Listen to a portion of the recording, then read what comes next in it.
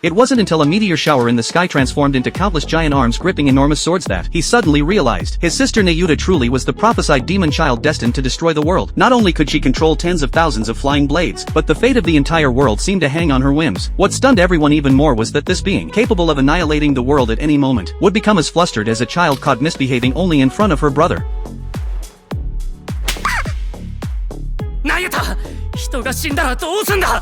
今すぐやめなさい! In truth, the male lead had long noticed his sister's abnormalities. Nayuta often slaughtered small animals and sometimes even devoured them raw, though he sternly scolded her each time, explaining it was wrong. His sister never seemed to understand. She would toss the bloody corpses at him, then calmly sit back down to read as if nothing happened. Seeing the horns on her head, he always recalled the prophecy made years ago by nearly every mage worldwide. Nayuta was the demon child who would bring about the world's end. Because of this, on the day she was born, a crowd gathered below their home demanding her execution. Back then, as a young boy, he didn't fully grasp what was happening. He only knew his mother had died during childbirth, and he now had his sister. Peaceful days didn't last long. Their father was later killed by extremists. To raise his sister, the brother had to drop out of school and work. But since everyone knew Nayuta was the child of prophecy, he could never hold a job for long. Though most people no longer believed the prophecy nowadays, some older mages still spread panic, insisting Nayuta was a demon and even attempting to eliminate her through legal means. Of course, others opposed this view, arguing that compared to the mage's vague prophecies, human nuclear weapons posed a more tangible threat. Hearing these debates, the brother fell silent.